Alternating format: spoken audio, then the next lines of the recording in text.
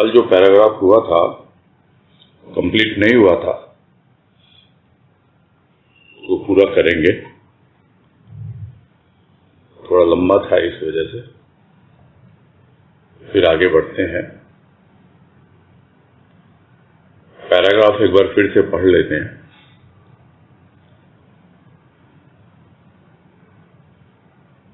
कहा राजमा ने, प्रभु की प्रतिष्ठा भी मानव हृदय में हो जाए, यह सरल कार्य नहीं। और आज के बौद्धिक जगत में जो प्रत्येक वस्तु को प्रमाणित करना चाहता है, प्रमाणित होती है वस्तु।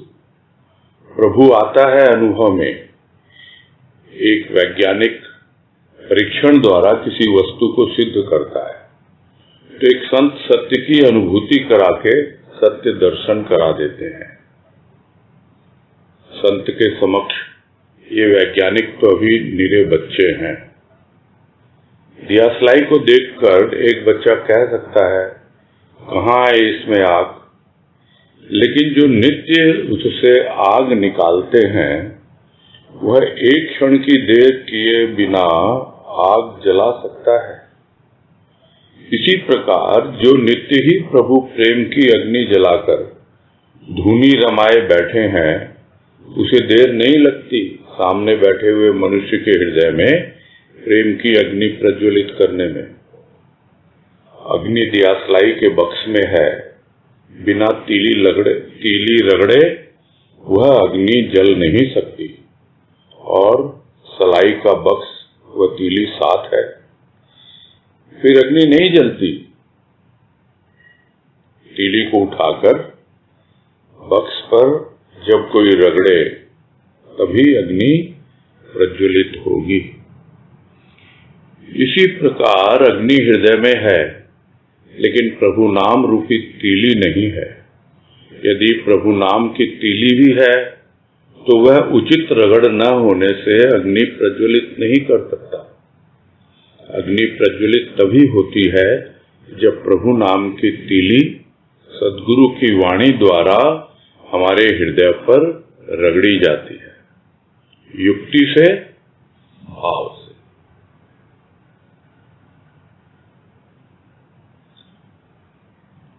तो जहां तक भाव लिया था वो संक्षेप में दोहरा देते हैं और बाकी फिर आगे बढ़ेंगे। कि यह बात चल रही थी कि संत क्या करते हैं। संत जो उनके संपर्क में आते हैं, उनके पास बैठते हैं, उनके भीतर प्रभु की प्रतिष्ठा कर देते हैं, उनके जीवन दीप को प्रज्वलित कर देते हैं। किंतु यह भी कोई सरल कार्य नहीं है।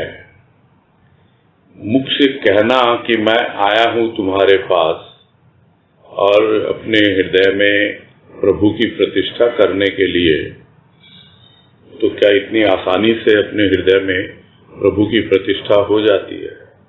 संत तो करना चाहता है, किंतु जो आजकल बौद्धिक जगत है उसमें लोगों को विश्वास ही नहीं होता। तो जिसके हृदय में यदि प्रतिष्ठा हो भी जाए प्रभु की, तो भी उसको कैसे पता लगे? वो तो प्रत्येक वस्तु का प्रूफ चाहता है कि भाई दिखाओ भाई कि तुम्हारे हृदय में प्रतिष्ठित हो गया भगवान। दूसरे को क्या दिखाए, खुद को अनुभव होना चाहिए। यह अनुभव ही तो प्रमाण है। बिना अनुभव के कुछ पता नहीं लगता।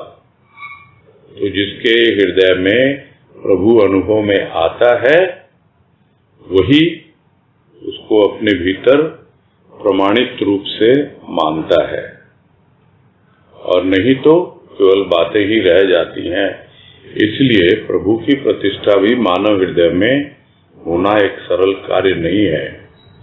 दूसरी ओर वैज्ञानिक हैं जो हर चीज को प्रैक्टिकली स्थूल में करके तब उसको सिद्ध करने की बात करते हैं।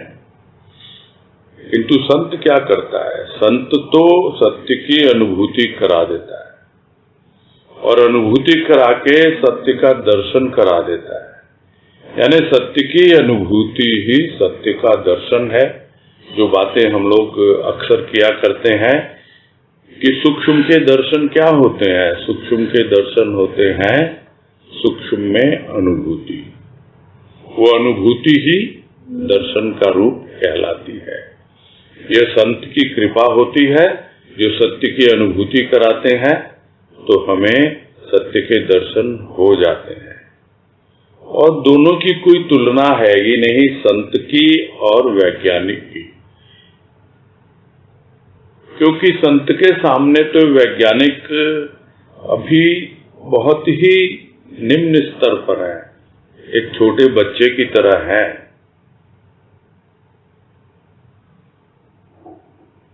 याद आ रहा है, कहीं पढ़ा था कि जो सबसे प्रसिद्ध वैज्ञानिक हो गए हैं और जिनके बारे में कहा जाता है कि उन्होंने अब तक जितने वैज्ञानिक हुए हैं उनमें सबसे ज्यादा अपनी बुद्धि का प्रयोग किया, अपनी बुद्धि को व्यवहार में लिया, और उनका नाम है अल्बर्ट आइंस्टाइन। और वो अल्बर्ट आइंस्टाइन, और ये स्वाभाविक है, कोई भी वैज्ञानिक वो भगवान पे विश्वास नहीं करता है और वो भी नहीं करते थे, किंतु जब उनका अंतिम समय आया, जब वो इस दुनिया से विदा हुए, जाने के जस्ट पहले उन्होंने यही दो शब्द कहे, now I believe that there is some super power in this universe, people call it in the name of God. यानी अब मैं विश्वास करता हूं कि संसार में कोई एक महाशक्ति है जिसे लोग भगवान के नाम से जानते हैं। तो जो चीज संत बहुत प्रारंभ में ही अनुभव करा देना चाहता है, किंतु वो वैज्ञानिक उसके लिए तैयार नहीं है, वो अपनी राह चले जा रहा है, और अंतिम समय में भी यदि उसे अनुभव में आ जाए तो यह उसका बहुत बड़ा सौभाग्य है। तो जितना हम अपनी बुद्धि का व्यवहार करेंगे उस सत्य की अनुभूति के लिए हम समझ नहीं पाएंगे। ये बुद्धि का काम नहीं है, ये हृदय का काम है, और हृदय में ही प्रभु की प्रतिष्ठा की जाती है। उसके बाद वो प्रकाश बुद्धि में जाता है। जीवन दीप किस प्रकार से आगे हमारे अंतःकरण को प्रज्वलित करता है तो एक अलग बात है, किंतु प्रारंभ में तो प्रभु की प्रतिष्ठा मानव के हृदय में ही होती है, और यह संत की बहुत बड़ी कृपा होती है कि जो व्यक्ति उनके संपर्क में जाता है और अपने हृदय में प्रभु की प्रतिष्ठा करने का इच्छुक होता है, उस पर वो अपनी कृपा करते हैं, बतलाते हैं रास्ता कि किस प्रकार तुम्हारे हृदय में प्रभु की प्रतिष्ठा हो। क्योंकि कुछ भी प्रतिष्ठित करेंगे भगवान को जहां बैठाते हैं, सबसे पहले तो उस स्थान को हम साफ सुथरा करते हैं। अभी तो भीतर में इतनी गंदगी है, तो पहले संत वाणी के द्वारा, उनके प्रवचनों के द्वारा हम अपने अंतःकरण को, अपने हृदय को पहले तो साफ सुथरा करेंगे ना, तब तो जगह बनेगी। इसीलिए कहा गया कि प्रतिष्ठा हृदय में हो जाए यह सरल कार्य नहीं है, समय लगता है, निरंतर इसमें लगा रहना पड़ता है। तो संत के सामने ये वैज्ञानिकों की क्या बात की जाए, वो तो यही कहेंगे, भाई हमको दो प्रूफ, दो हमको, ये तो निरे बच्चे हैं, क्योंकि आध्यात्मिकता के बारे में इन्हें कोई नॉलेज नहीं है। यहां तक कल हुआ था और उसके आगे अब लेते हैं। उदाहरण लिया माने कि दियासलाई को देखकर एक बच्चा कह सकता है कहाँ है इसमें आग। स्वाभाविक है, बच्चे को नहीं पता है। एक दियासलाई का डब्बा है, पैकेट है, उसकी बक्सा है, डिबिया है, कुछ भी कहें, उसके अंदर में आग है, क्या कोई बच्चा कह सकता है? कोई कितना समझाए कि इसके अंदर आग है, किंतु बच्चे को समझ में नहीं आएगी। किंतु जो रोज रोज दियासलाई से आग प्रकट करते हैं, उससे आग निकालते हैं, तो उसको तो कुछ भी समय नहीं लगता, एक क्षण लगता है और दियासलाई की तीली ली, रगड़ लगाई और आग प्रकट हो गई। तो जो नित्य ही उससे आग निकालते हैं, उसको एक क्षण की भी देर नहीं लग सकती। तो वैसे ये हम बच्चे हैं, जाते हैं उसके पास, देखते हैं, वो कहता है तुम्हारी एक दियासलाई है, ये डिब्बा है भीतर, इसमें ना जाने कितनी तीलियां हैं आग की, जिनसे तुम आग प्रज्वलित कर सकते हो, किंतु देखो, समझो। और वो करके दिखाता है। बच्चा जानता नहीं, बोल दिया तो क्या हो गया, करके दिखाओ, तो वो करके दिखाता है। रोज रोज जो उसका काम ही यही है कि जो उससे रोज ही आग निकालता है, तो उसको तो कोई देर लगनी नहीं है, बिल्कुल जला सकता है बिना देरी किए। तो यही बात है कि जो नित्य ही प्रभु प्रेम की अग्नि जलाता है और धुनी रमाकर बैठता है, यानी सिर्फ दियासलाई कितनी देर जलेगी, नहीं, अग्नि जलानी होगी। उस दियासलाई से भीतर जो ईंधन है, लकड़ी के रूप में, कोयले के रूप में, उसको जलाना है। उसको जला के जो धुनी रमा के बैठे हैं, उसको देर नहीं लगती है। तो फिर देर क्यों लगती है? क्यों भीतर अग्नि नहीं प्रज्वलित होती? दियासलाई भी है, माचिस भी है, तीली भी है, सब कुछ है, देर क्यों लग रही है? भाई संत तो धुनी रमा के बैठा है आग जला के। अभी हमारे भीतर जो लकड़ी है वो गीली लकड़ी है, और उसको एक वाणी में समझाया गुरुदेव ने कि गीली लकड़ी थोड़ी देर से जलती है, सुखाना पड़ता है। सूखी लकड़ी थोड़े प्रयास से जल जाती है। कोयला और कम प्रयास से जलता है, और बारूद तो एक चिंगारी की अपेक्षा रखता है।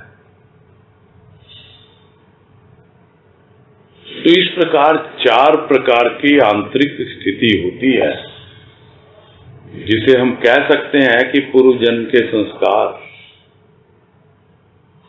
भीतर गीला गीला है, सब कुछ सीला है। पहले तो अग्नि ऐसी हो, ताप ऐसा हो कि उसकी सीलन दूर हो, तब तो जलने के योग्य बने, और फिर जले। तो जो अग्नि रोज रोज जलाता है, धुनी रमा के बैठा है, उसको तो देर नहीं लगती सामने बैठे हुए मनुष्य के हृदय में प्रेम की अग्नि प्रज्वलित करने में, देर नहीं लगती है। किंतु सामने जो मनुष्य बैठा है, उसके भीतर की क्या अवस्था है, वो उसी पर निर्भर करेगा। तो संत को देर नहीं लगती है, देरी है तो हमारी ओर से है। हम आंतरिक रूप से पूरी तरह है प्रस्तुत नहीं है, अपने संस्कारों के वशीभूत होकर, अपनी मान्यताओं के, अपने दुराग्रहों के, पुराग्रहों के, कुछ भी नाम दें हम, वो सब भिजा के रखते हैं, उसको सूखने ही नहीं देते हैं। संत थोड़ा बहुत अपनी वाणी की आग से उसे थोड़ा सा सुखाता भी है, तैयार करता है कि अब इसमें आग लग सकती है, और फिर वो सब बातें आ जाती हैं, फिर लकड़ी गीली हो जाती है। सूखी हो तो भी क्या तुरंत जल जाएगी? थोड़ा समय लगता है। वही लकड़ी जब पूरी तरह जल के कोयला होगी तब उसको और बहुत जल्दी हो जाएगी। और जहां तक बारूद की बात है, बारूद तो एक अलग ही तत्व है।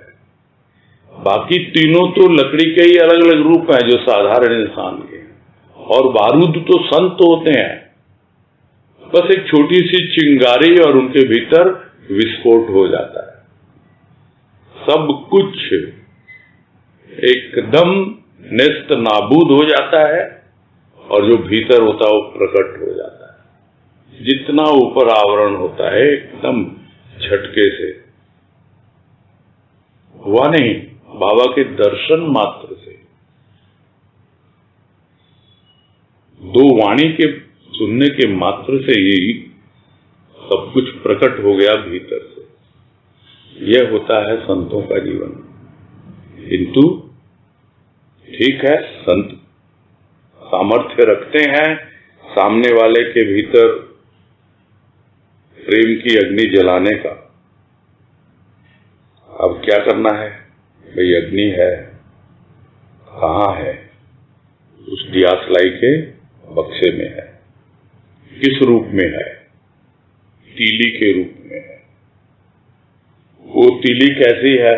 उस तीली की नोक पर कुछ ऐसा तत्व लगा हुआ है जो रगड़ से अग्नि पैदा कर सकता है।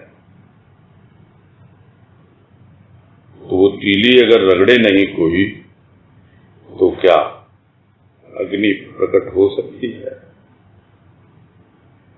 साथ है दोनों। वो जो तीली है, सलाई का बक्सा, और तीली दोनों साथ है, किंतु फिर भी अग्नि नहीं। उसी को समझा रहे हैं उदाहरण देके कि तीली को उठाकर बक्स पर जब कोई रगड़े तभी तो अग्नि प्रज्वलित होगी। कोई ऐसे ही बैठा रहे कि हाँ मेरे भीतर है, अग्नि है, तो अग्नि तो है हृदय में।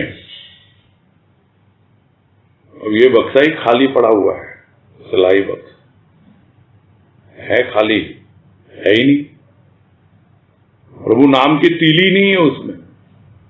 तो सबसे पहले तो प्रभु का नाम, उसका आधार लेना होता है। वो तीली आएगी भीतर, और अगर तीली है भी, किसी ने अगर प्रभु नाम की तीली इस शरीर रूपी अंतःकरण रूपी बक्सा में रखी भी हुई है, तो भी क्या है, उचित रगड़ नहीं होती है, तो कहां से आग निकलेगी? कैसे अग्नि प्रज्वलित होगी? कोई नहीं कर सकता। अरे लकड़ी तो बाद में संभालेंगे, वो तो संत जाने, जिसको रगड़ना आता है, रोज रोज वो धुनी रमा के बैठा है।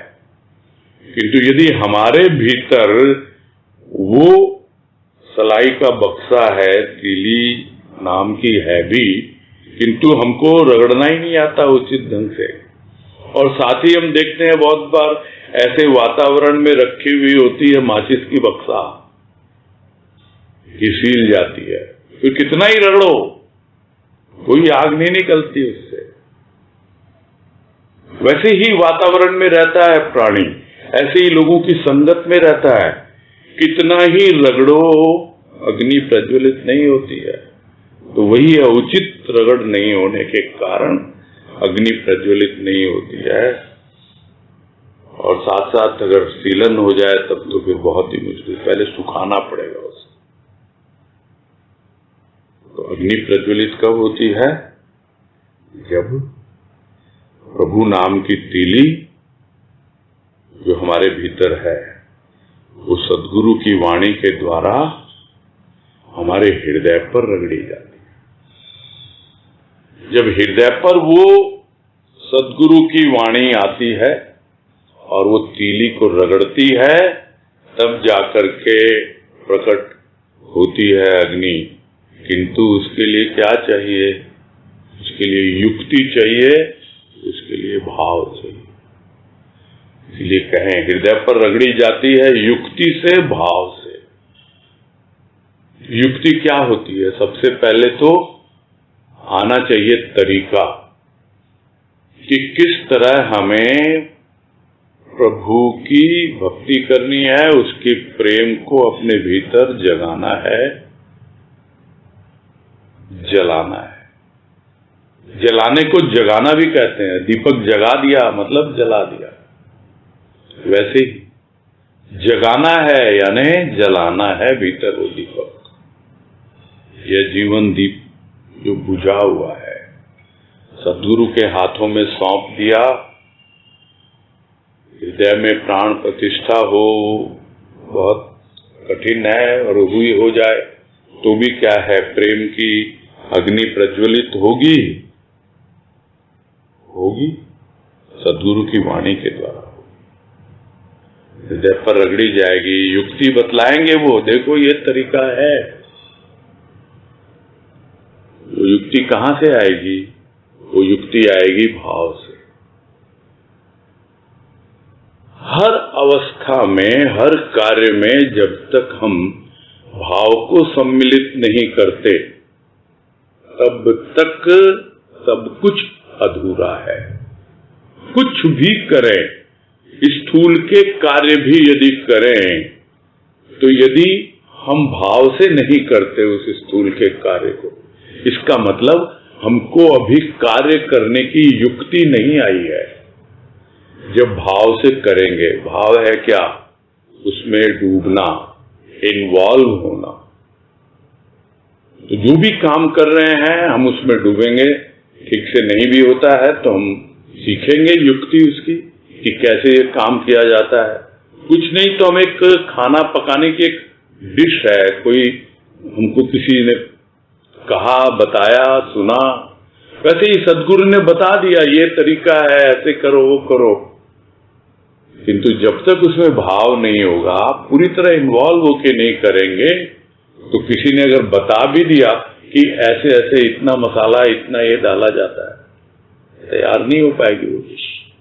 पूरी तरह भाव से करना होता है, डूब के करना होता है, तब युक्ति प्रकट होती है। युक्ति है क्या? युक्त होना, उससे जुड़ना। बिना जुड़े हुए युक्ति नहीं आती। तो यही है कि जब प्रभु नाम की तीली सद्गुरु की वाणी के द्वारा हमारे हृदय पर रगड़ी जाती है, तब धीरे धीरे हम युक्ति सीख लेते हैं, तौर तरीके, और भाव तो वो देता ही देता है। तो जो कुछ भी होता है, जो कुछ भी कर रहे हैं, उसमें हम पूरी तरह लीन हो, डूब के करें, इन्वॉल्व होके करें, तो अपने आप युक्ति आ जाती है, तौर तरीके समझ में आ जाते हैं। आगे कह रहे हैं, प्रत्येक कार्य तो प्रभु कर रहा है। वह हमें बुलाता है, वह हमें पास बैठाता है, वह हमें कुछ सुनाता है, कुछ सिखाता है, कुछ गुनाता है। वही हमारे हृदय रूपी शरीर को वाणी की गंगा में नहलाकर पावन करता है। वही प्रभु प्रेम के आभूषण पहनाकर हमें अलंकृत करता है। वही हमारी जीवनी शक्ति को प्रकाशित कर ज्योतिर्मय बना देता है। वही हमारी जीवन क्षण की कलियों को प्रस्फुटित करता है। ये हमारे जीवन के क्षण जो खिलने से पहले धूल धूसरित हो जाते थे, बीतते अभी भी हैं, मुरझाते अभी भी हैं, क्योंकि समय स्थायी नहीं, लेकिन खिलकर मुरझाते हैं। मुरझाकर भी जो पराग छोड़ते हैं, उस पराग से भी प्रभु की तस्वीर के रंग भरते हैं। तभी भक्त का खिलना भी सार्थक और मुरझाना भी सार्थक है। तो करने को तो प्रभु ही कर रहा है सब कुछ, तो हमें क्या करना है? अभी एक आध दिन पहले किसी ने बोला ना, भाई जो हमको 10% करना है वो क्या करना है? कर तो सब कुछ प्रभु ही रहा है। वो अपने आप प्रेरणा देता है क्या करना है। वो हमसे सिर्फ 10% ही करवाता है, 90% तो वही करता है। 10% क्या करवाता है कि भाई कम से कम जब वो बुलाता है तो हम उसके पास तो जाएं। क्यों बुलाता है? वो हमें पास बैठाने के लिए बुलाता है कि बैठ मेरे पास, शांति से बैठ, मुझसे वार्तालाप कर, अपने दिल की गुंडी खोल। किसी और के सामने तो दिल खोलता ही नहीं, भीतर ही भीतर घुट रहा है, परेशान हो रहा है। हमें कुछ सुनाता है और हमारी भी कुछ सुनता है। सुन करके वो हमें कुछ सिखाता भी है कि देख यहां यहां तेरी कमियां हैं, इनको ठीक कर। तो जो कुछ सिखाता है फिर बताता है इस पे चिंतन मनन करना। सिर्फ सीखने से ही नहीं होगा, सीखना है और गुनना भी है। गुनना क्या है? मनन चिंतन करना, यानी उसमें जो भी छिपे हुए गुण हैं, जो उसका सूक्ष्म रूप है, जो कुछ उसने सुनाया, जो कुछ भी सिखाया, कर तो सब कुछ रहा है वो। हम क्या कर रहे हैं? हम क्या वहां उपस्थित हैं जो वो कर रहा है, या हम दूसरे कामों में व्यस्त हैं? यही तो होता है। हम सारे काम आउटसोर्स कर देते हैं कि घर की सफाई करने वाले अलग, खाना बनाने वाले अलग, सब आउटसोर्स कर दिया। और हम क्या कर रहे हैं? हम मोबाइल लेके बैठे हैं। क्या वो हमें बुलाता है, हम बैठे हैं उसके पास? खुद को सोचना है कैसा हमारा जीवन, क्या यह जीवन सार्थक जीवन है जो इसकी हेडिंग दी गई है, या कि यूं ही निरर्थक व्यतीत हो रहा है। करता तो सब कुछ वही है, दिखाता है, सिखाता है, सुनाता है, गुनाता है, सब कुछ वो कर रहा है। इतना ही नहीं, हमारे जो हृदय रूपी शरीर है, यानी सूक्ष्म शरीर, उसको जो वाणी के द्वारा भाव की गंगा बह रही है, उसमें नहला करके वो उसको निर्मल, शुद्ध, पवित्र, सब कुछ वही करता है। तुम छोड़ो तो सही भाई उसको, अपनी चलाना तो छोड़ो। जाके बैठ के छोड़ दिया, अब मैं आ गया तेरे पास, कर तू जो करना है, मैंने तो जीवन ही सौंप रखा है। किंतु ठीक है, थोड़ा बहुत दुनियादारी का काम होता है, वो जल्दी से जल्दी निपटा के अब मैं आ गया तेरे पास, कर तुझे जो करना है। क्या क्या न करे, इतना ही नहीं, वही तो जो हमारे भीतर जो प्रभु का प्रेम है अभी जागा कि नहीं जागा, वो हमें अपनी ओर से वो आभूषण गिफ्ट में देता है कि देख तूने मुझे अपनाया है ना, तूने मेरा वरण किया है, तो जैसे पति प्रसन्न होकर पत्नी को आभूषण भेंट करता है, वैसे ही वो हमारा प्रभु प्रेम के आभूषण हमें भेंट करता है और हमें सजाता है, उस प्रेम के आभूषणों से अलंकृत करता है। इतना ही नहीं, हमारी जो जीवनी शक्ति है, जो बुझी हुई है, जो शुरू में ही कहा प्रत्येक के भीतर है, वो जीवनी शक्ति बुझी हुई है, उसको प्रकाश में लाता है, उसको प्रकाशित करता है, हमको दिखलाता है कि देख तेरे भीतर भी वो ज्योतिर्मय, ज्योति स्वरूप परमात्मा विद्यमान है आत्मा के रूप में। तो हमारे जीवनी शक्ति को प्रकाशित कर हमारे जीवन को ज्योतिर्मय बना देता है। और इतना ही नहीं करता, वो हमारे जीवन क्षण की कलियों को प्रस्फुटित करता है, यानी एक एक क्षण जो कली की तरह बंद हैं, उन क्षणों में क्या छिपा हुआ है कोई नहीं जानता। उन कलियों को वो खिलाता है, प्रस्फुटित करता है। कैसे जा रहे थे हमारे जीवन के क्षण, जो खिलने से पहले ही धूल धूसरित हो रहे थे, यानी मिट्टी में गिर रहे थे। निरर्थक समय व्यतीत होना का मतलब ही है हमने उसको मटिया मेट कर दिया।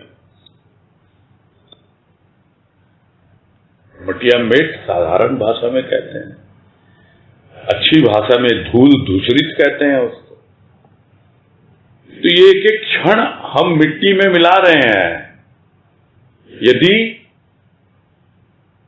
हम अपने आप को प्रभु को सौंप नहीं देते, वो क्या क्या करता है जिसने अनुभव किया है वो लिख रहा है, बतला रहा है सबको। और यह उनका अनुभव ही नहीं है, जिस भक्त ने भी पूर्ण रूप से अपना जीवन समर्पित किया है अपने प्रभु को, सबका यही अनुभव है।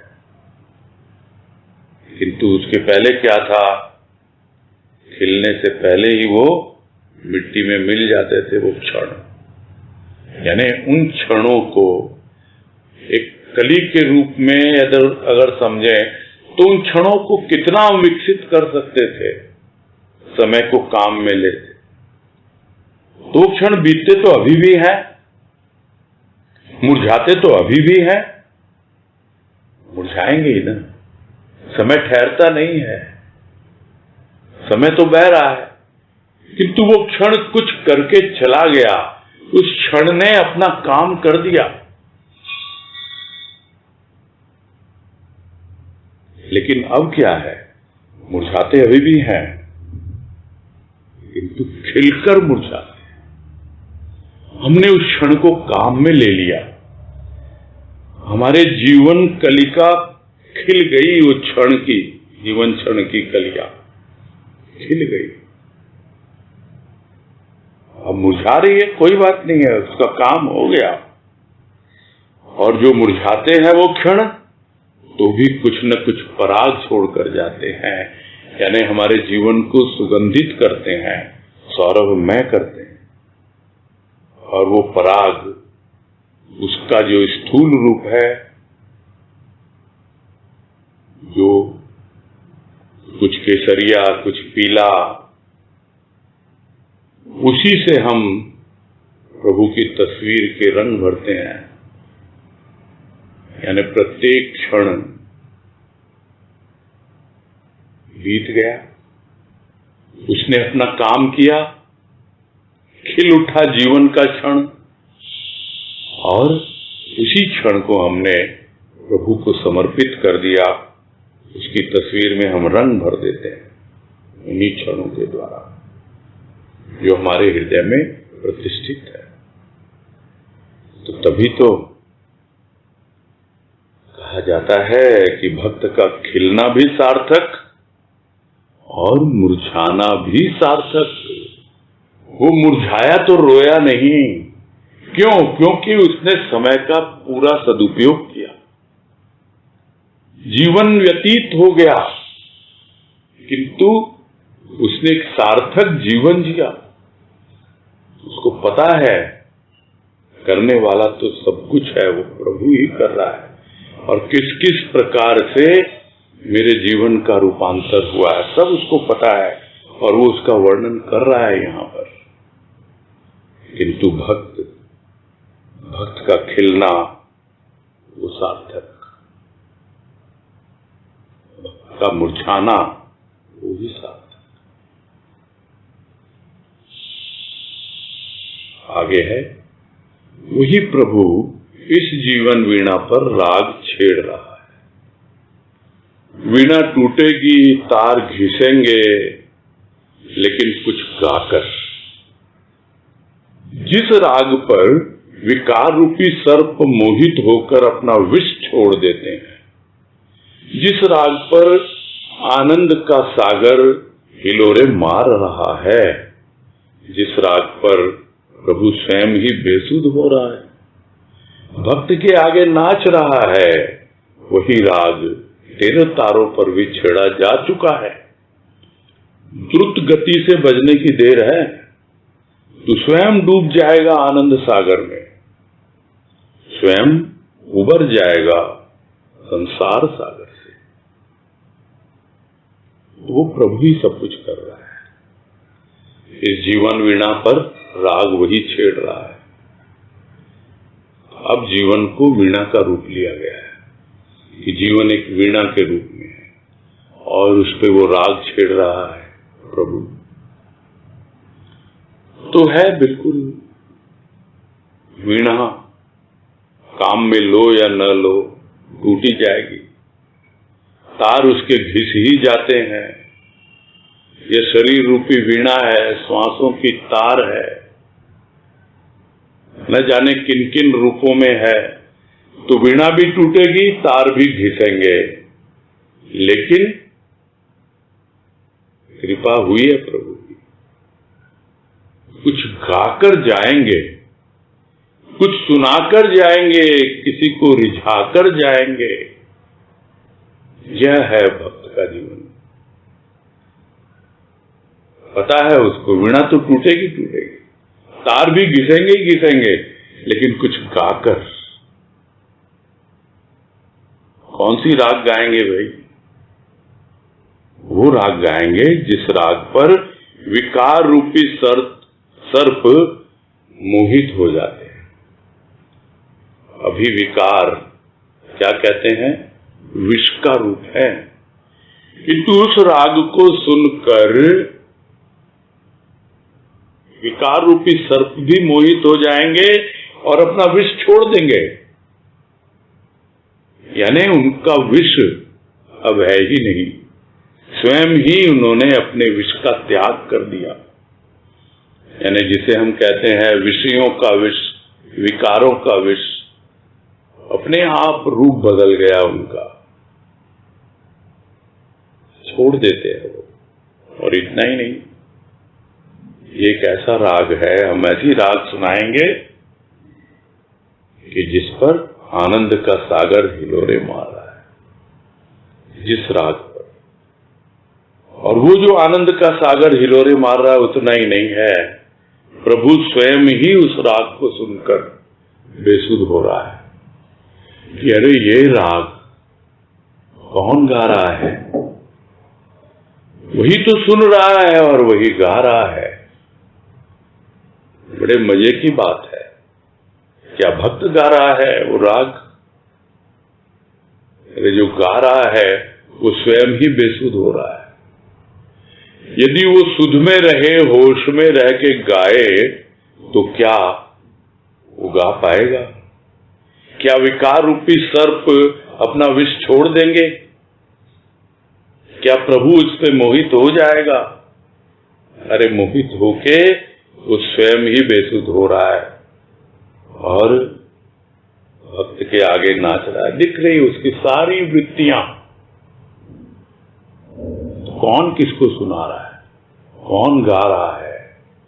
तो भजन की पंक्ति बार बार याद आ रही है कि गुण निर्गुण के कौन सुनावे, प्रभु निज ही अपनो गुण गावे। सुन सुन सुन मोरी प्यारी सखीरी, गुण की धुन मन भंवरा भावे। यहां प्यारी सखीरी जिसको कहा गया, बाद में भजन में स्पष्ट किया गया है। प्यारी सखीरी कौन है? वो मेरी सुरता, वो मेरी अंतर आत्मा। तू सुन, मेरी अंतर आत्मा तू सुन।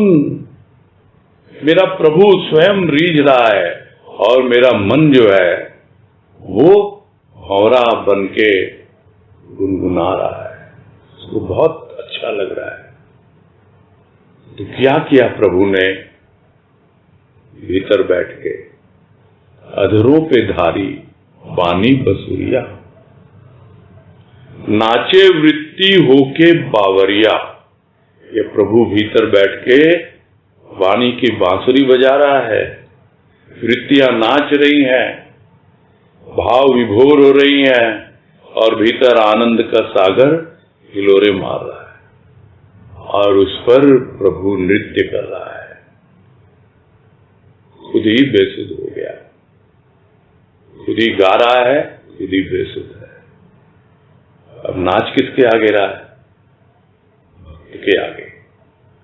यानी वो जो अंतरात्मा है, वो जो अंतःकरण रूपी अंतरात्मा, वो देख रही है कि सब कुछ मेरे ही सामने तो हो रहा है।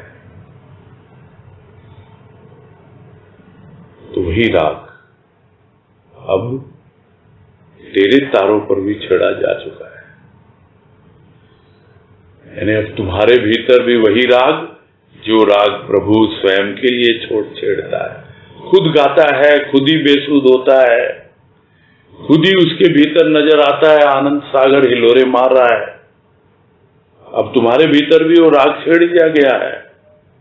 बस तुम देरी किस बात की है? देरी है द्रुत गति से बजने की। यानी अब रुको मत, अब तो चले चलो।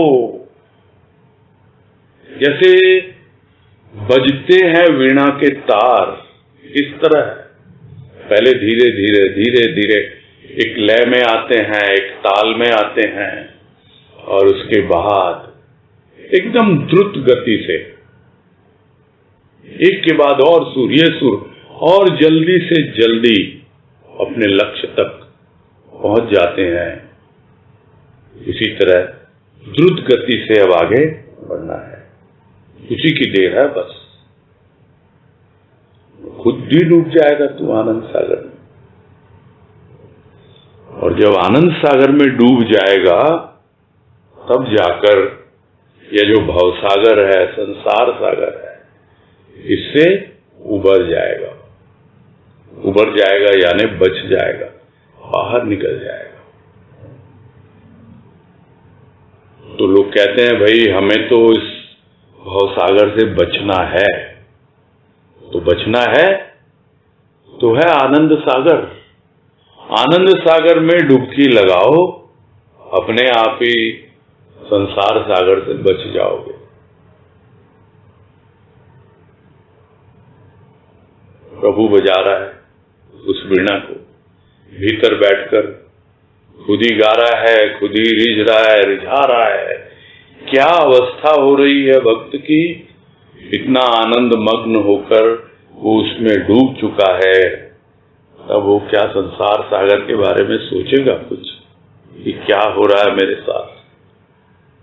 बिल्कुल नहीं।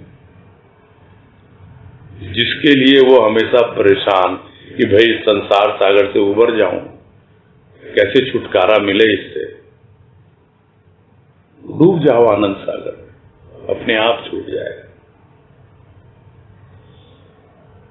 और अंत में कह रहे हैं, ये अंतिम पैराग्राफ है इसका, कि क्या पूजा, क्या सेवा, क्या अर्पण समर्पण, कुछ भी तो समझ में नहीं आता। आता है केवल यही कि यही इच्छा रखूं कि जिस मां का रक्त पान किया है सदा उसी की क्रोड़ में क्रीड़ा करती रहे। जिस कलाकार ने मूर्ति बनाई है उसी के मंदिर की शोभा बन सकूं।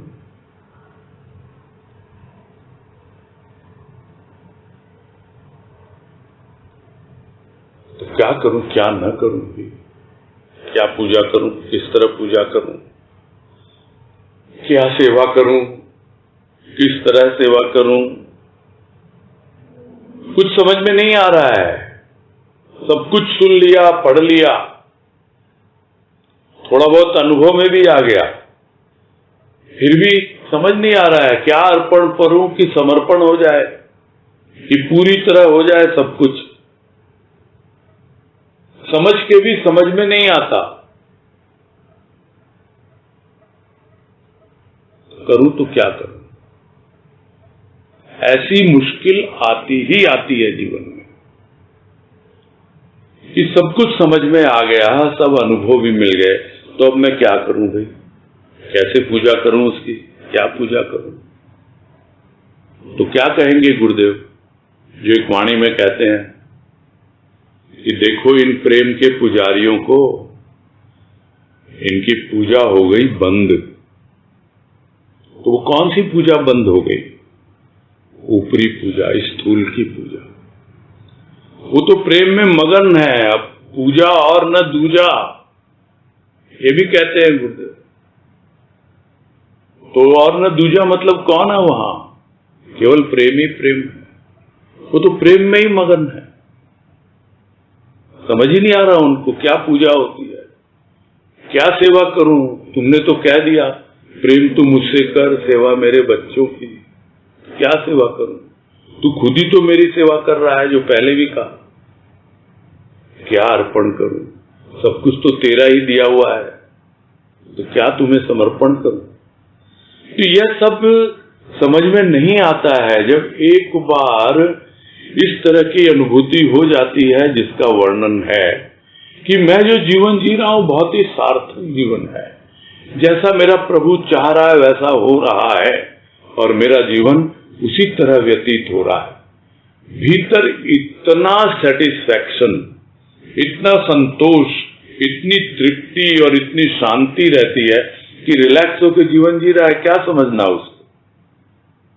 बस वो तो यही समझता है, नहीं उसके मन में आता है कि अगर इच्छा अगर है भी तो इतनी सी रहे कि जिस मां का रक्तपान किया है वो रक्तपान दुग्ध के रूप में किया है। क्या सीधे सीधे कोई रक्तपान कर सकता है? नहीं। वो उस मां की बहुत बड़ी महिमा है, यह मां की महिमा कि वो अपने रक्त का पान कराती है दुग्ध के में रूप में परिवर्तित करके। तो करना क्या है? उसी की गोद में खेलता रहूं, उसी की क्रोड़ में क्रीड़ा करता रहूं। क्रोड़ यानी गोद, क्रीड़ा यानी खेलना। जैसे रहता है रखे वही बड़े आराम से। बार बार बात होती है वही भजन की कि सृष्टि ये सारी गोद तुम्हारी, रहना जहां है रहे जा रहा हूं, तेरे भाव को मैं जिए जा रहा हूं। यही भक्त की इच्छा होती है। बस इतनी इच्छा रखूं कि तुम्हारी ही गोद में क्रीड़ा करता रहूं, जहां भी रहूं तुम्हारी गोद रहे। और जिस कलाकार ने ये मूर्ति बनाई है मेरे हृदय के मंदिर में, और उसी मंदिर की मैं शोभा बन सकूं। और इसी भाव को राजमा ने एक भजन में भी व्यक्त किया है कि मेरे मंदिर के देवता प्रतिष्ठा तेरी जग में हो। मिला मुझे जो आनंद घन, वो आनंद घन जगत का हो। उसी के मंदिर की मैं शोभा बन सकूं, इसीलिए कहा जाता है कि ये कोई मूर्ति नहीं है, ये भक्तों के प्राण हैं। इसमें भक्तों ने अपनी प्राण प्रतिष्ठा की है, जीते जी अपने प्राण समर्पित किए हैं उस मूर्तिकार को जो उनके हृदय में प्रतिष्ठित है। और आज वही मंदिर में प्रतिष्ठित है, सत्संग सदन में प्रतिष्ठित है। इस भाव से जब तक हम नहीं समझते तब तक हम क्या समझेंगे? ऊपरी सेवा करेंगे, ऊपरी सेवा लेंगे।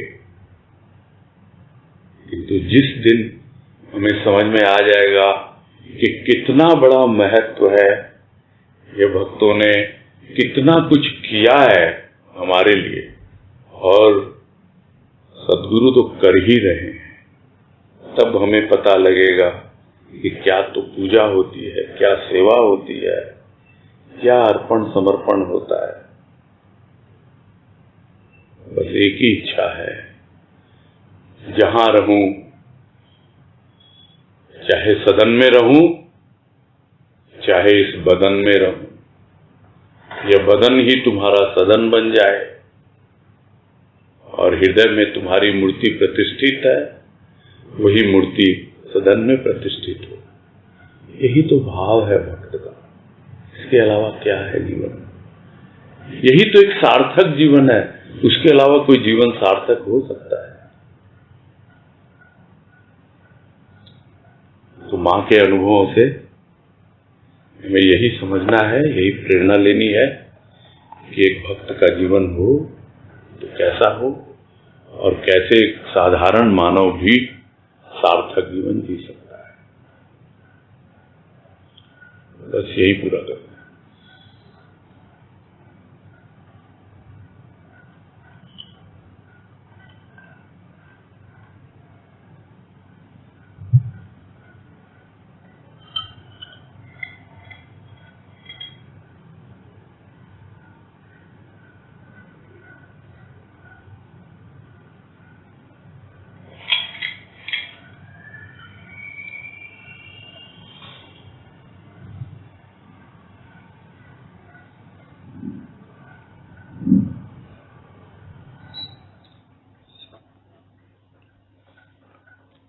अनीता तुलसियान,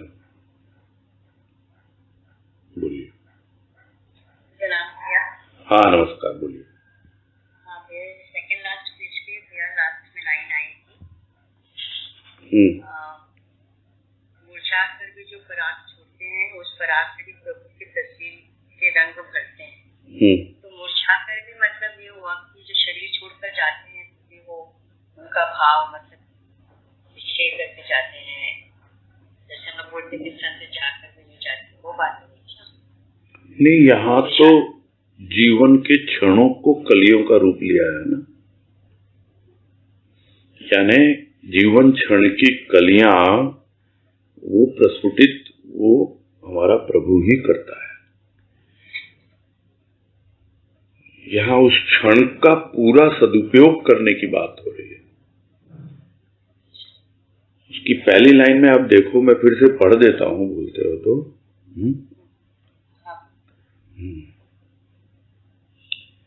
बीतते अभी भी हैं, मुरझाते अभी भी हैं। क्या बीतते हैं वो क्षण में?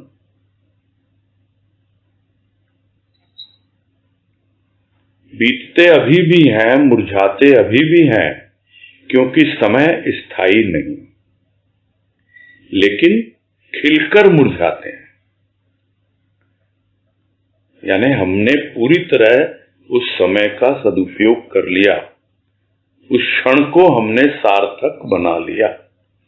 तो जब हमारा एक एक क्षण सार्थक होगा तभी हमारा जीवन भी सार्थक होगा।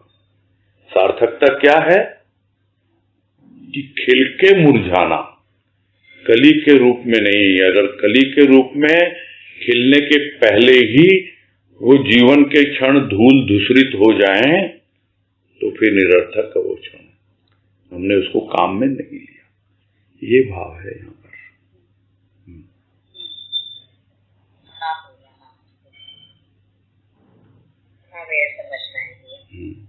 नहीं, मैंने इसी ढंग से प्रस्तुत करने का प्रयास किया था, क्योंकि मैंने यही समझा है जो उन्होंने लिखा है। देखो, ये जो जनरल बात बोलते हैं जाकर भी नहीं जाते, देखो भक्त का खिलना सार्थक, मुरझाना सार्थक, यानी वो अपने एक एक क्षण की कीमत कर रहा है, एक एक क्षण की कलियों को प्रस्फुटित कर रहा है, ये कहने का मतलब है ना। चलो आगे, शकुंतला झुंझुनवाला, बोलिए।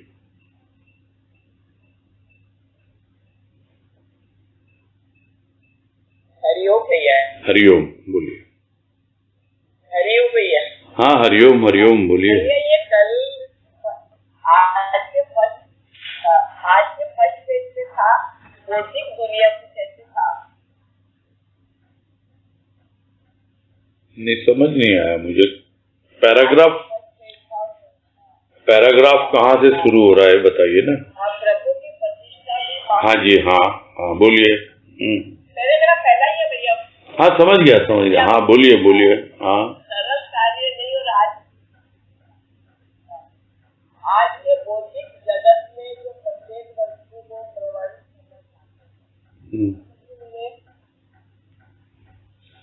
वो बात तो आई ना, हर एक चीज का प्रमाणित होती है वस्तु, प्रभु आता है।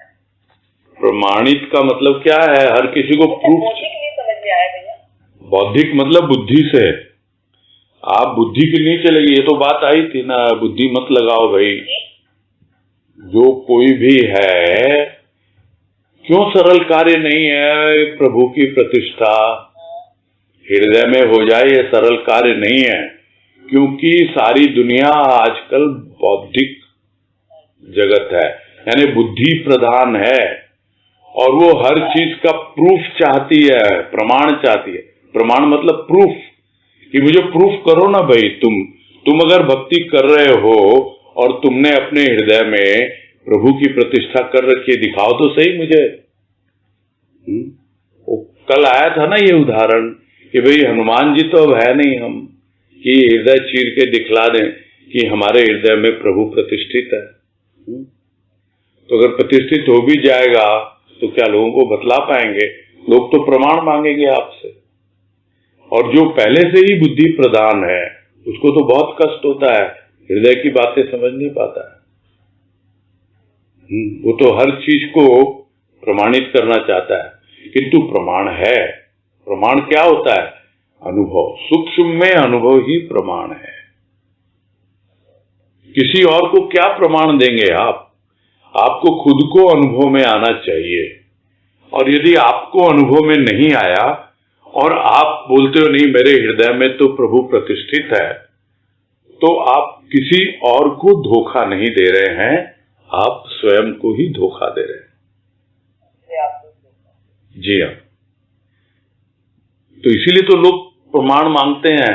किसको प्रमाण देंगे? नहीं, हमको पता है हमने अपने हृदय में अपने प्रभु को प्रतिष्ठित कर रखा है। और जो हर चीज को प्रूफ मांगते हैं, हमको करके दिखाओ, हमको बताओ। अरे भाई ये तो क्या है? गुरुदेव ने कहा भी है ना, बोला आपको अनुभूति हुई है हमें भी करा दो। तो गुरुदेव ने कहा ना, ये अनुभूति की विभूति दी नहीं जाती है, खुद को ही करना पड़ता है वो अनुभव। वो अनुभूति संत करवाते तो हैं, किंतु परोक्ष रूप से कराते हैं, हमें समझ में नहीं आता है। अनुभूति हमको होती है, कराने वाला भी वही है। ये सब बात तो आई है ना बाद में अच्छे से, कि प्रत्येक कार्य तो वही कर रहा है। ठीक है,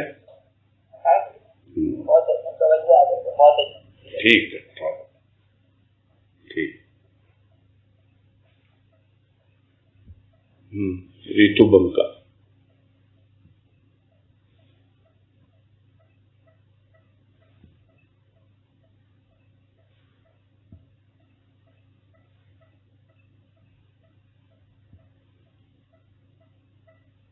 क्या हुआ?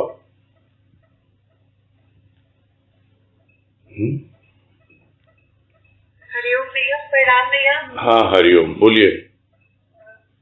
भैया जैसे इसका शीर्षक दिया गया और पूरा सुनने के बाद भैया ऐसा लगा कि अगर हम विचार के रूप में मुझे समझ में आया कि तो जो एक क्षण हम जीवन का हर एक क्षण जैसे पहले दिन को फिर एक क्षण को अगर हम रसपूर्ण और पूरी अवेयरनेस के साथ जी पाए तो हम अपने जीवन को सार्थकता की तरफ ले जा सकते हैं। इसका अभिप्राय यही है भैया, सत्संग से ही नहीं सीखना, हम हर एक क्षण को सत्संग से जोड़ के जी, ऐसा है भैया? थोड़ा कंफ्यूजन है हमें। नहीं, वो दोनों चीजें साथ चलती है ना। एक होती है अवेयरनेस, जागरूकता, और एक होती है, क्या हुआ? हाँ नहीं, उधर कुछ डिस्टरबेंस होने लग गया था। दोनों चीजें होती हैं। आप अवेयरनेस तो रखेंगे कि कैसे मेरा क्षण बीत रहा है, नहीं तो आप क्षण बिताते जाएंगे और आपको पता ही नहीं लगेगा कुछ, ऐसे ही जीवन निकल जाएगा। इसलिए अवेयरनेस तो होनी चाहिए।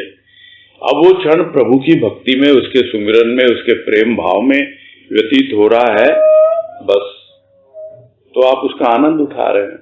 तो वही तो है, एक एक क्षण जो है कली के रूप में है, और वो कली जो है खिल रही है और खिल के मुरझा रही है, तो आप सार्थक जीवन जी रहे हैं, यही मतलब है ना भैया? तो इसका तात्पर्य ये हुआ भैया, जैसे जो हमको, जो मैं समझ पा रही हूँ, जैसे जो हमें भाव का थोड़ा सा अनुभव होता है या हम जो थोड़ा सा रसपान करते हैं, उस रस को हम व्यवहार में ज्यादा हिलने ना दें,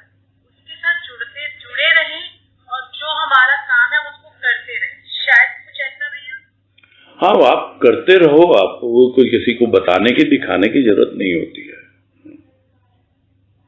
किसी को कुछ बोलने की जरूरत। कहने का मतलब दोनों चीज साथ साथ चले। स्थूल के कार्य तो महत्व देते ही नहीं है, वो तो बहुत पहले ही अपने आप होने लग जाते हैं, कोई दिमाग लगाने की जरूरत भी नहीं होती है उसमें। हाँ, सबका यही अनुभव। ठीक है, आपने जीवन अर्पित किया, आपको अपनी प्रायोरिटी समझ में आ गई कि मुझे तो प्रभु की भक्ति करनी है, और दुनियादारी अपने आप निभती रहती है, उसमें कहीं कोई दिमाग लगाने की जरूरत ही नहीं है। बिल्कुल, जब आप भीतर प्रवेश करते हैं ना, तो आपको बाद में बहुत अफसोस होता है कि देखो, मैंने अपना इतना जीवन यूं ही बस इन्हीं सब फालतू चीजों में लगा दिया। बहुत अफसोस होता है, खुद पे ग्लानि होती है, लेकिन गुरुदेव कहते हैं हो गया सो हो गया ना, है ना। अतीत व्यतीत हुआ, वर्तमान में रत हो, ये है ना वाणी गुरुदेव की। हाँ जी। वर्तमान में रत हो, प्रेम का भविष्य सदा उज्जवल। तो वर्तमान में किसमें रत हो? प्रेम में रत हो, तो भविष्य हमेशा उज्जवल है। आप प्रत्येक क्षण जो है वो बिल्कुल आपका कली प्रस्फुटित हो रही है, जीवन सार्थकता में व्यतीत कर रहे हो। बाकी चीजें होती रहेंगी, दुनियादारी अपने आप निभती है, कोई दिमाग लगाने की जरूरत ही नहीं होती। मतलब वो सहज रूप में क्रिया। हाँ जी, सहज रूप में अपने आप लग रहा है, वो अपने आप संभालता हो, कुछ नहीं। ये उदाहरण हम सब सुनते रहते हैं, कबीर की साड़ी बुंदी, ये कर दिया, जहर के प्याले को अमृत बना दिया, ये सब हम सुनते नहीं रहते हैं क्या? अपने आप हम खैर उतने एक्सट्रीम में नहीं जा पाते हैं। तो भैया अगर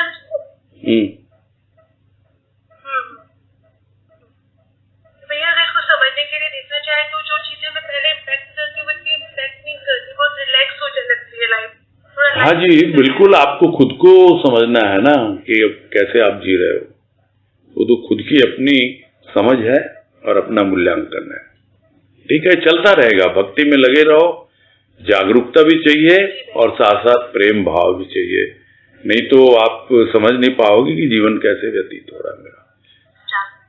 जी हाँ, ठीक है भैया। तो प्रेम भाव तो जितना वो देंगे। हरिओम भैया। ओके भैया। ठीक है, समय हो गया ना अभी। ठीक, पूरा करते हैं। ठीक है, हरिओम भैया जी। हाँ, हरिओम, हरिओम, सबको हरिओम, सबको हरिओम। हरिओम, हरिओम।